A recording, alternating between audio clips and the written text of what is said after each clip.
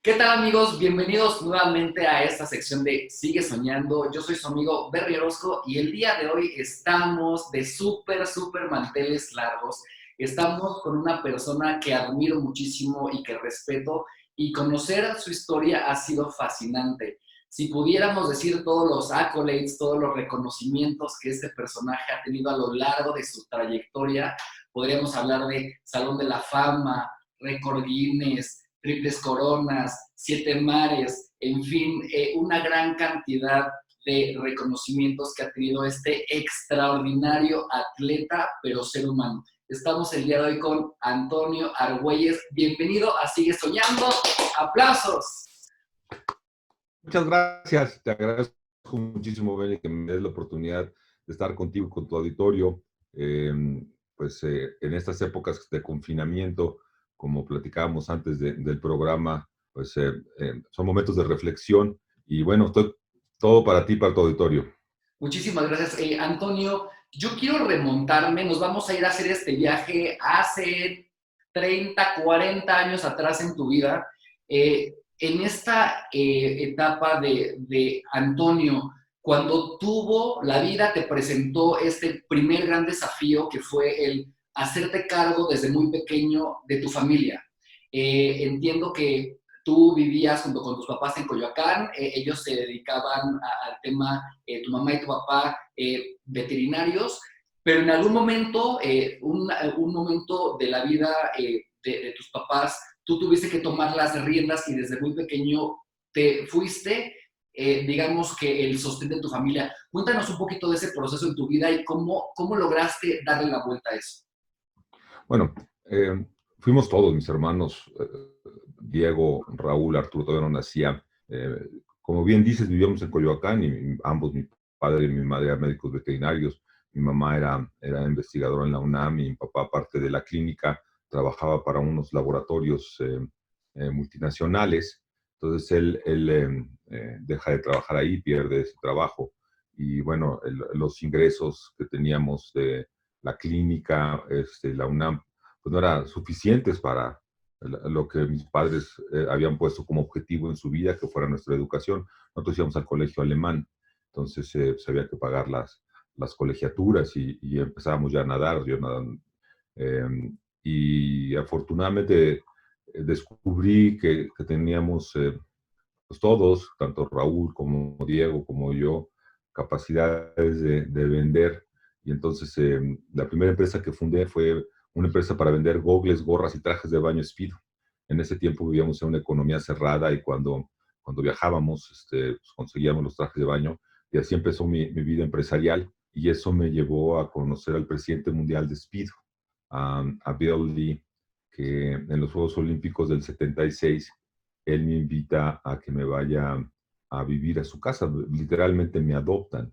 El libro que acabo de publicar a finales del año pasado, Travesía Interminable, está dedicado a ellos, a Shirley y a Bill Lee, y me voy a terminar la prepa, el high school, en Los Altos, California, que es esta pequeña ciudad al sur de San Francisco, la siguiente ciudad después de Palo Alto, que es donde está la Universidad de Stanford.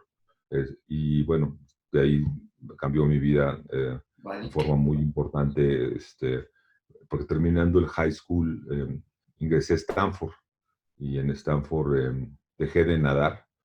Me di cuenta de que mi sueño que tenía yo de ir a unos Juegos Olímpicos no se iba a hacer, pero conocí a una persona que fue muy importante, ha sido muy importante en mi vida, como persona, como servidor público, como ser humano, que fue Jaime Serrapuche.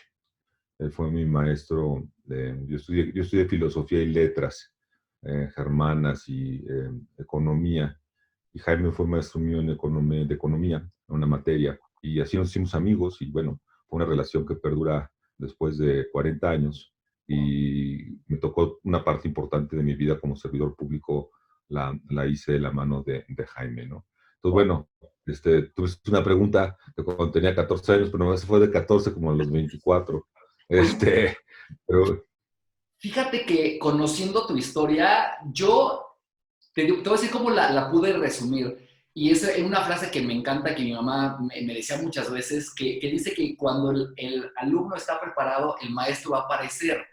Y en toda tu historia has tenido grandes maestros y sobre todo grandes personas que te han inspirado, como lo ha sido sin duda Nelson Vargas, que tuviste oportunidad de estar también con él en el equipo, conocerlo, conocer a grandes personalidades que te han marcado y que han hecho que Toño haya podido tener esta capacidad de soñar, esa capacidad de transformarse, esa capacidad de que cuando te dicen que no, tú eres una persona con esa fuerza y con esas garras y dices que sí. Y entonces a lo largo de tu vida has tenido estos grandes maestros, como lo dices, ¿no? La familia Lee, yo cuando leía tu historia decía, es que este Toño tuvo dos papás y dos mamás, porque al final del día tuviste la fortuna de que te invitaran a irte con ellos y sobre todo a tener ese acceso que la verdad es que son cosas que gente privilegiada tiene, como el acceso a tener tal vez un entrenamiento distinto que al que tenías en México, al estar en Ciudad Universitaria o en el YMCA, e irte a Estados Unidos con los mejores entrenadores y rodearte de la gente.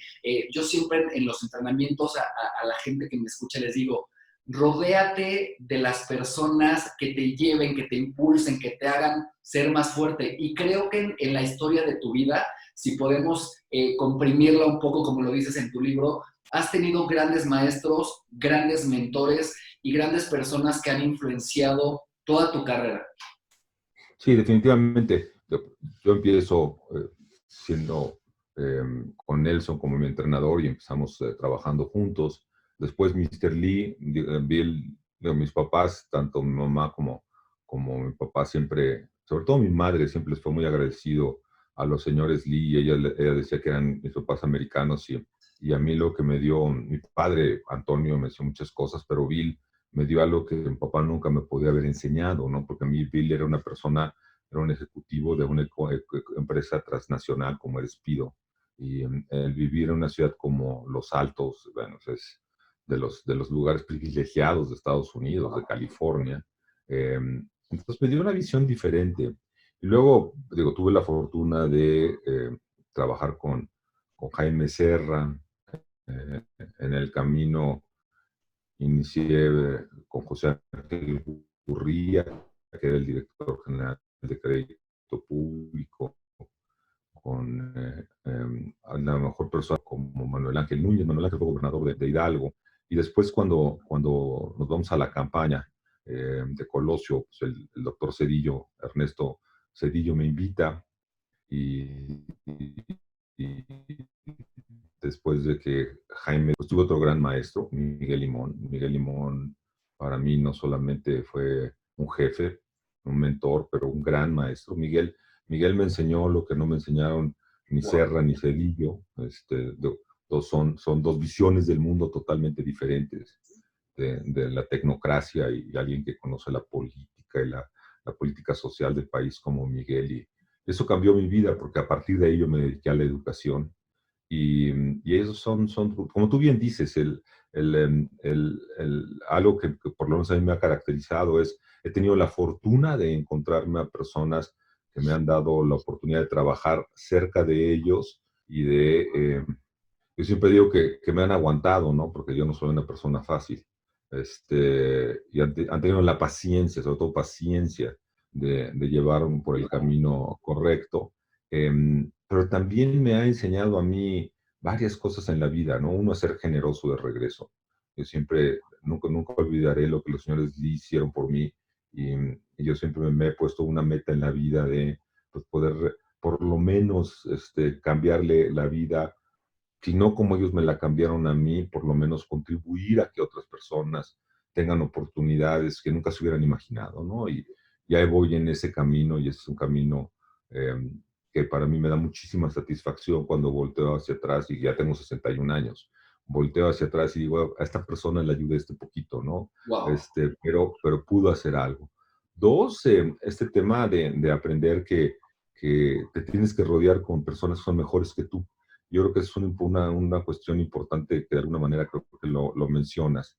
Es el límite de un equipo está en el eslabón más débil, ¿no? Wow.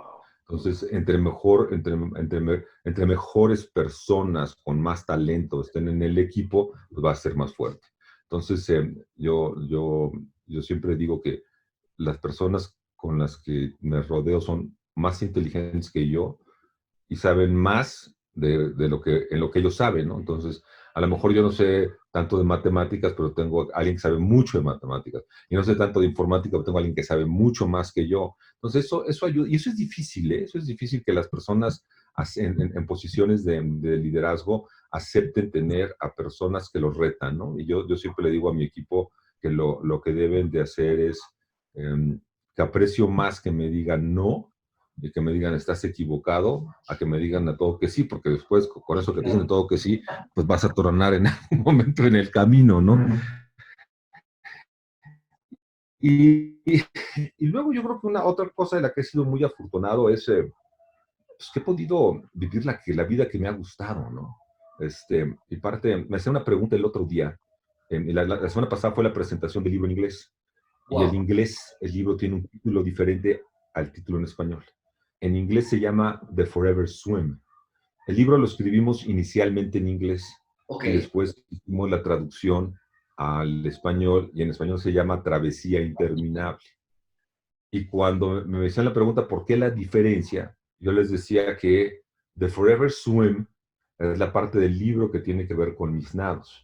Ok. Travesía Interminable es lo que tiene que ver con mi vida, ¿no? Entonces Wow. pueden ser dos libros diferentes, ¿no? O sea, son paralelos, porque ahí los pusimos juntos y hablan, pero eso es, ¿no?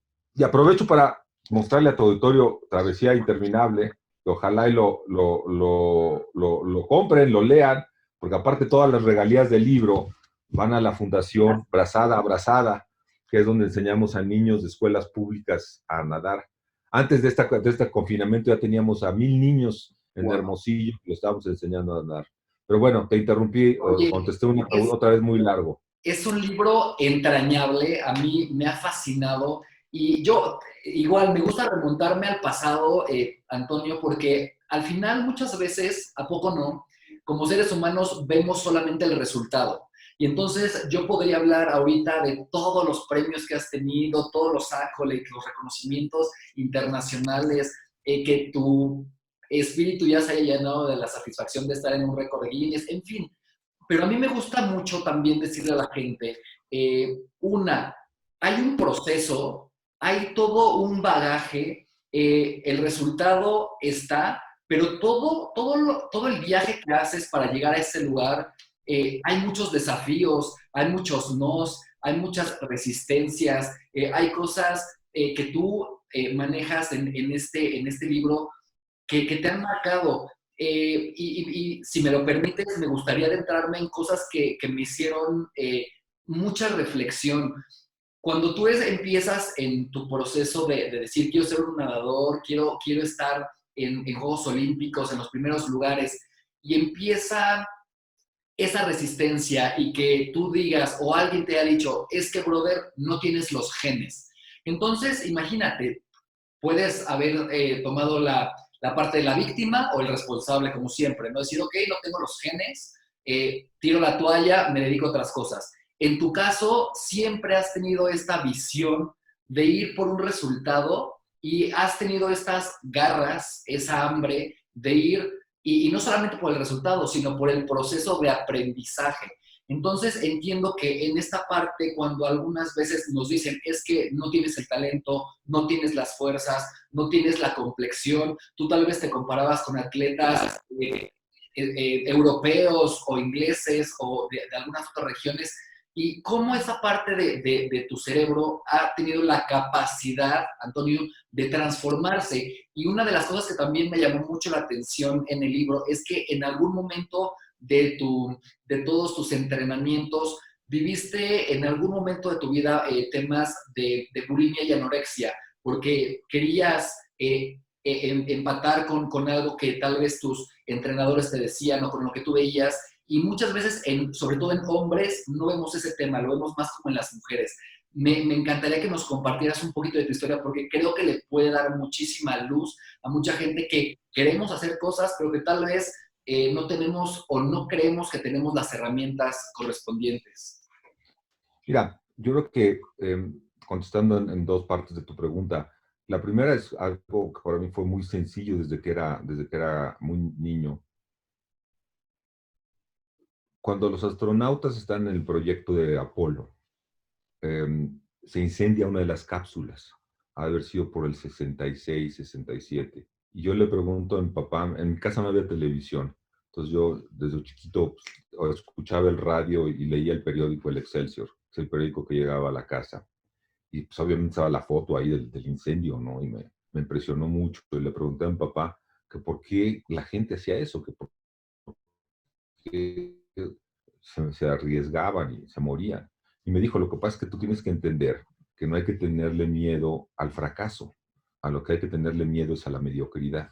Y esa fue una frase que a mí me ha marcado en la vida, porque, pues bueno, pues, si fracasas, pues, alguien podría argumentar que el hecho de que yo no haya ido a los Juegos Olímpicos ha sido uno de los grandes fracasos en mi vida. Yo nunca lo he visto como un fracaso. Y no lo vi como un fracaso porque hice todo lo necesario para haber logrado ese objetivo. Que no lo logré, pues fue por otras razones, digo, básicamente por la parte genética, ¿no? O sea, tú tienes que nacer pues, para poder ir a Juegos Olímpicos, ¿no? Yo soy un buen nadador, pero no soy un nadador extraordinario, ¿no? Y para ir a Juegos Olímpicos tienes que ser extraordinario. Para ganar una medalla, pues ser tocado por los dioses, ¿no? Nunca fui anoréxico, eso tengo que decirlo, nunca. Sí tuve un problema de bulimia y tenía que ver mucho con pues, esta presión que nos ponían a todos en el equipo de natación por perder peso, ¿no? Entonces sí, era una presión y afortunadamente pude resolverlo. Y bueno, yo sé que a muchos, fíjate que la razón por la que yo lo puse en el Sí, libro, porque podría podría haberlo no correcto, puesto, correcto. era porque yo lo que es, hay un libro que a mí me marcó en mi vida, porque es muy bueno, o sea, no es una obra literaria, pero son las cartas de la marquesa Calderón de la Barca y es un libro que describe el México de finales del siglo XIX. Ella era una inglesa que fue la esposa del primer embajador de España en México. Entonces ella escribe estas descripciones de la Ciudad de México. Ellos viven obviamente en el centro y describe cómo era Coyoacán y cómo eran las reuniones y qué sucedía. Por ejemplo, a mí me encantó saber que en Coyoacán desde finales del siglo XIX era famoso por sus nieves, ¿no? Yo crecí con las nieves de la Siberia, siendo el lugar donde eran las nieves, ¿no? Y cuando querías algo rico ibas a las nieves de la Siberia a echarte unos helados, ¿no? Y entonces, cuando escribí el libro, yo lo que esperaba o lo que espero es que pueda ser un texto que jóvenes lean. Wow. Este, yo te quería hacer una pregunta. ¿Tú cómo te enteraste del libro? Digo, ¿eres nadador o por cómo te enteraste del libro? No, por tu historia. La verdad es que te he conocido tu historia y me ha parecido una historia de verdad de las historias fascinantes que debemos todos de conocer. Porque eres una persona, o sea, sí, sí, también te digo, puedo hacer el resumen de un cuate desde muy chavo emprendedor y después empresario y has tenido figuras como el tibio que en 1968 hizo esta hazaña en México y han sido de las personas que te han marcado, y luego la familia Lee, y después meterte a triatlones y maratones y llevar este estandarte. Creo que tu historia es de las que más me han marcado porque tienes una riqueza, por eso te digo, al final tu libro creo que puedes desnudar el alma y compartir cosas que no solo le pueden apoyar a tus hijos, sino a muchísima gente que quieren ser atletas, pero que también quieren ser empresarios. Entiendo que a ti no te daban más de 6 meses en el tema del servicio público y al final del día ese Antonio Guerrero, ese Antonio que empezó en camión y después en un bocho y después en un BMW, o sea, creo que has tenido una carrera muy, muy interesante y sobre todo que, como yo lo he resumido, has tenido grandes maestros, grandes mentores, pero sobre todo has tenido esa humildad para aprender de ellos, para dejarte guiar. Y entonces creo que tu historia a mí me ha marcado mucho y sobre todo conocerte un poco más a raíz de tu libro, de este magistral texto, creo que puede darle mucha luz a mucha gente, Antonio. Hay muchas veces que los paradigmas, los propios prejuicios, de dónde venimos, las carencias económicas, nos van marcando. Y a ti no te han marcado, al contrario, dices, ¿cómo le doy la vuelta? ¿Cómo puedo quebrar una empresa y volverla a rehacer? Y entonces el rodearte de tus entrenadores, de tus coaches, de tus grandes maestros, creo que eso es una clave, desde mi punto de vista, de todo el éxito que has logrado y que no te paras con el no, sino al contrario dices, ok, yo quiero esto, voy por esto. Y la vida, como tú dices, has vivido una vida, desde mi punto de vista también, con muchísimas bendiciones, has tenido la oportunidad de transitar y conocer el mundo, diferentes regiones, diferentes culturas, diferentes países, y creo que es una vida muy rica y que de verdad te agradezco que lo hayas compartido en este texto. Y también yo decía, híjole, qué padre que tuvo dos papás y dos mamás, ¿no? O sea, ¿cuánta gente tiene esa oportunidad de tener a esos cuatro mentores también que son tus core de vida? Y como decías, tu papá con esta magistral frase de que no le tengas miedo al fracaso, sino a la mediocridad. Y muchas veces tenemos miedo al fracaso, Toño, y esa historia que nos relatas en este libro a mí me ha llenado de luz y de verdad que por eso te agradezco que nos estés dando este espacio porque es una historia entrañable.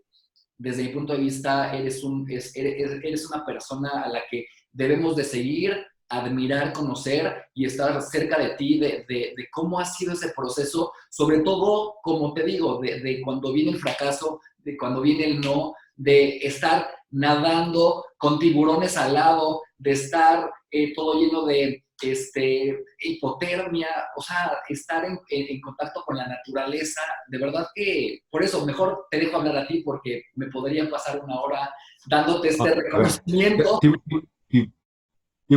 tiburones nada más he visto lejos, para que no Uno, vayan a confundir. Yo no he tenido así cerca. No, en el mar lo que más, yo te diría que hay dos partes bueno, tres temas en el mar.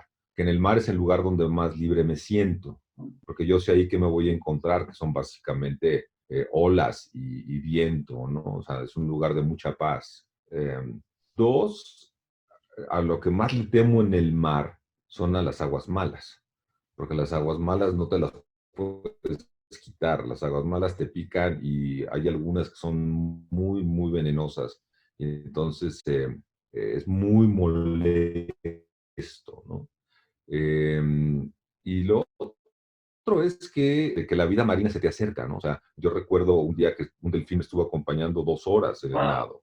De wow, repente, cuando estoy entrenando, me he encontrado a lobos marinos, a focas. Y el año pasado, el antepasado, estaba yo nadando en La Paz, y ahí hay un tiburón, ahí hay unos tiburones ballena. Y bueno, para poder llegar al tiburón ballena, solamente hay unas lanchas especiales, porque tienes que tener mucho cuidado, la parte ecológica. Y yo andaba nadando y de repente se me apareció aquí, o sea, aquí, literalmente, y no lo vi venir, digo, yo voy muy concentrado en lo que voy haciendo y de repente que me llega por acá, bueno, tremendo susto que me metió y bueno, ahí me quedé y él me veía y yo lo veía, entonces son bueno, me han saltado ballenas a 20, 25 metros, entonces eso ha sido una parte muy, muy, muy bella. Yo te diría que, digo, para la gente que nos escucha, que nos ve y en seguimiento a tus comentarios, que si yo pudiera hoy decir algo a mis 61 años, es que he aprendido, es a no ver el pasado, porque el pasado no lo puedes cambiar. O sea, claro, no hay nada que puedas hacer. Digo, yo no podría, mi hija mi hija y mi esposa fueron las únicas que pudieron editar el libro. Entonces, cuando mi hija terminó, me dijo, a ver, estos Toño Facts los vamos a tener que cambiar, porque y mi esposa también, esto no ocurrió, o sea, esto no ocurrió. Entonces, solamente así es como los puedes cambiar, ¿no? claro, Cuando alguien te dice, no, no fue así, no pero la así, vida ya la viviste. ¿Qué viene hacia adelante? Pues es muy difícil. En enero, yo creo que ninguno de nosotros claro, sabíamos que íbamos a estar confinados en marzo. Entonces no puedes controlar, así como no puedes cambiar el pasado, no puedes controlar el futuro. Lo único que sabes que sí puedes tener control es qué haces diario. Y, y, y yo tengo yo me levanto muy temprano porque tengo que hacer muchas cosas en el día. Eh, pero yo le dedico 5 minutos cuando me despierto a visualizar cómo va a ser mi día, qué es lo que quiero, eh, desde cómo quiero hacer mi entrenamiento, que es lo primero que hago todos los días, es entrenar, cómo quiero que se vea cada una de las actividades en las que voy a participar. Y eso es lo que voy a poder controlar. Y a veces ni esas, ¿eh? Porque me cancelan una cita, alguien llega tarde, hay muchas incertidumbres, ¿no? Pero por lo menos eso es lo que puedes ver y eso es lo que puedes controlar. Entonces, en estos momentos que estamos viviendo y en esta pandemia, pues es muy difícil imaginarnos qué viene hacia adelante, cómo hubiera sido lo de atrás. Y nomás tenemos lo que es hoy, ¿no? Y aún cuando estemos en la pandemia y estemos encerrados, confinados, yo creo que hay que encontrar lo mejor que podemos hacer para pues, disfrutar la vida y eso es algo que yo siempre digo que yo he disfrutado la vida tremendamente, ¿no? Solo haría una sola cosa diferente en mi vida y si hay jóvenes, no sé qué tanto sean, tú eres muy joven y no sé qué tanto de tu auditorio sea joven, es ir a psicoanálisis antes, ¿no? Yo empecé a ir Wow. a psicoanálisis a los 40 años, pero, pero ir a los psicoanálisis de joven me hubiera ahorrado muchos problemas en mi vida. Híjole, qué gran lección estás dando porque hay un estigma con respecto a los coaches o contra los psicólogos o psiquiatras y yo dedicándome al tema humano, a ser un coach, compartir palabras, creo que también en mi experiencia, yo que me he rodeado de grandes coaches y entrenadores, es también a lo que invito a la gente. Al final del día ya nacemos con paradigmas, con prejuicios y le vamos agregando cosas al costal que al final del día no te permiten tal vez llegar al objetivo, al resultado, porque ni siquiera, Antonio, nos damos ese chance. Y, por ejemplo, una de las cosas que también me llamaron mucho la atención en tu libro es que a pesar de las circunstancias negativas, y ahorita retomo lo que estabas diciendo ahorita que estamos encerrados, tú en muchos momentos, en alguna ocasión que estabas realizando una nueva hazaña en esto de los 7 mares, tú tenías una gran lesión en el hombro. Habían temas que tal vez tú decías, voy o no voy, lo hago, tal vez lo quisiste tapar de tus entrenadores, pero el estar nadando con una lesión en el hombro que decías, no sé si voy a poder lograrlo, pero al final del día, tu capacidad mental, tu capacidad, tu fuerza, te hicieron seguir adelante, no claudicar y decir, híjole, la capacidad de resiliencia que tiene Antonio es espectacular y ya la quisiéramos tener muchos en estos momentos. ¿Cómo le has hecho? ¿Cómo esa fuerza de un titán, de un guerrero, de un superhéroe, para decir, a pesar de las circunstancias, sigo adelante? No sé qué voy a pasar, sin duda alguna, estás en el medio de la nada, pero esa capacidad mental, ese entrenamiento que has tenido, decir, ok, sigo adelante. Mira, eso tiene que ver mucho con mi entrenamiento. Yo tengo un entrenador que se llama Jaime Delgado. Jaime ha sido mi entrenador mental durante 20 años y nosotros nos preparamos para los eventos. O sea, cuando me preguntan qué es lo más difícil de un nado, pues no es el nado en sí, es levantarte todos los días a entrenar la parte física, la parte mental, y el éxito de un nado es 80% mental y 20% físico, Wow. porque te va a doler todo, te digo, es muy complicado. Entonces hay que prepararse mentalmente. Y tú lo decías hace un momento, eh, el, el, yo cuando doy mis pláticas motivacionales, y sobre todo ahora en este confinamiento, un tema que le sugiero al auditorio es que hagan alguna de estas cuestiones que se conoce como mindfulness, ¿no? O yoga o chikung, luego chikung, meditación. Y eso nos ayuda mucho a mantener para que sean dos cosas, ¿no? A mantenernos en estabilidad, pero también a que la energía fluya mejor en nuestro cuerpo. Mira, este canal se llama Sigue Soñando. ¿Por qué en esos momentos, Toño, es importante que la gente en su casa, encerrados, sigamos soñando? Un último mensaje. Ya, cuando yo decido hacer los siete mares, yo tenía 55 años y en ese momento ya había 6 personas que lo habían logrado y esas 6 personas todos tenían menos de 40 años. Entonces, la pregunta que todo el mundo me decía es, oye, ¿cómo a los 55 vas a terminar a los 57, 58? ¿Quieres hacer algo que lo están haciendo jóvenes, pues casi la mitad de tu edad, ¿no? Claro. Y yo lo que les decía es que no hay edad para los sueños. Los Wow. sueños no son de los niños, no son de los jóvenes, no son de los adultos jóvenes, no son de los... Todos tenemos que tener sueños. Y en esto del sueño, hay que tener la disciplina para lograrlo, porque uno puede tener sueños y luego no tener la disciplina para hacerlo, ¿no? Claro.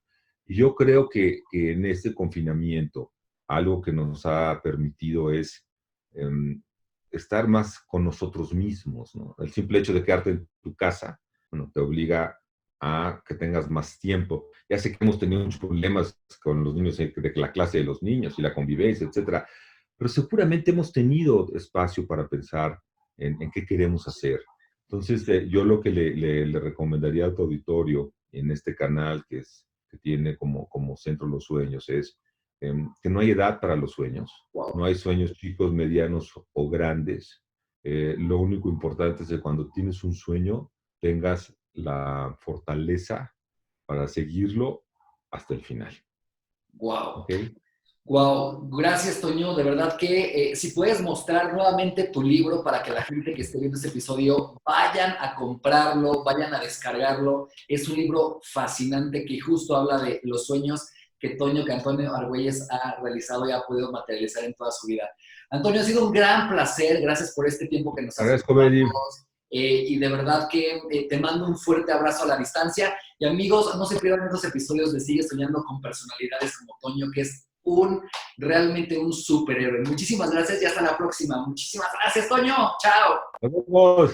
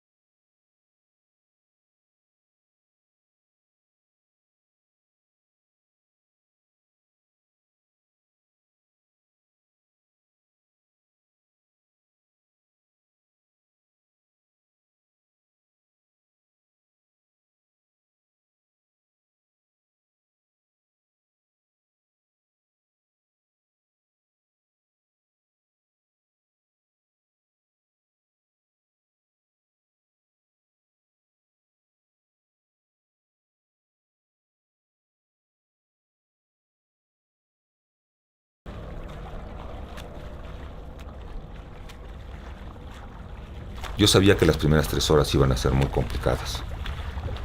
El agua estaba fría, 13.2 grados Celsius. Y no solamente estaba fría el agua, sino que hacía mucho viento. Y el mar, pues no estaba calmado. A la tercera hora empezó a salir el sol. Y eso hizo que me sintiera muy bien. Y yo había quedado con Quinton, el capitán de la embarcación. que trataría de llegar a las 6 horas al medio camino. Y cuando llego al abastecimiento de la quinta hora y me dicen que vamos a la mitad, sentí un gran alivio. Sabía que la otra orilla estaba más cerca.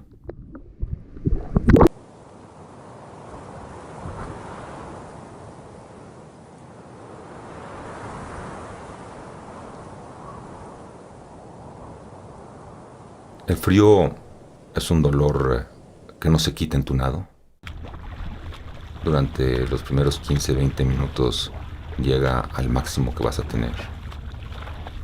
Y empiezas a enfriarte de las manos hacia los brazos y de los pies a las piernas. Y necesitas una energía mental muy importante para aislar ese frío en tu abdomen y que no suba a la parte media del cuerpo y a la cabeza. Porque si eso sucede, te van a sacar por hipotermia.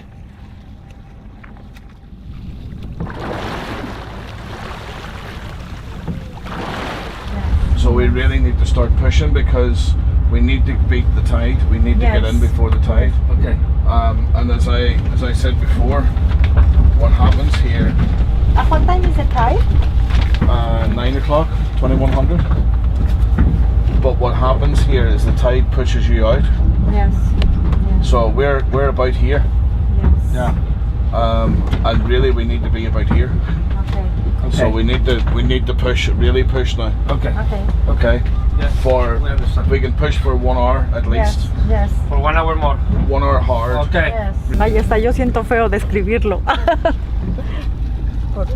Imagínate que fuera un mensaje para ti. Pues sí, por eso siento feo. Pero sí lo recibirías. La señal. Prefiero tranquilamente. saberlo, sí. Claro, total. ¿Ah?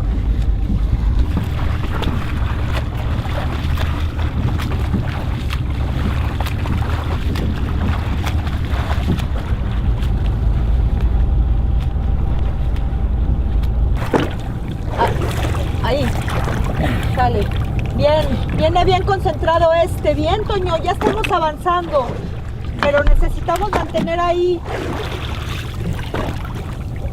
Subiste a 67 brazadas. A ver, que no me jale. 20 segundos. ¿Cómo te sientes para echarte otra hora continua? ¿O paramos a la media?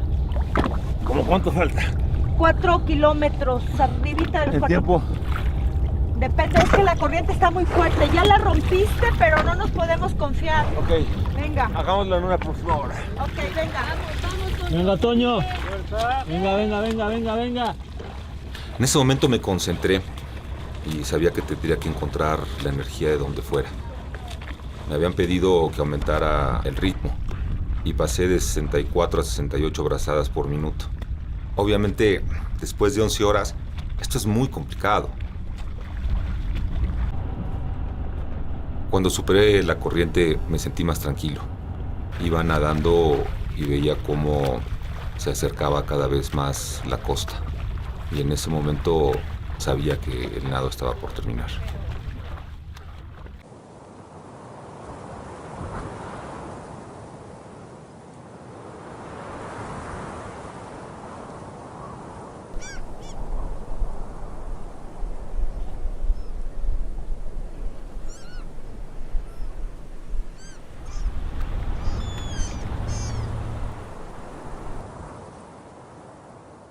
Pero nunca me imaginé que la llegada fuera a ser tan complicada. Conforme iba avanzando me di cuenta que las piedras eran muy filosas, que la fuerza del mar hacía que mi cuerpo pareciera un pedazo de madera y me sentí totalmente impotente y con mucho miedo.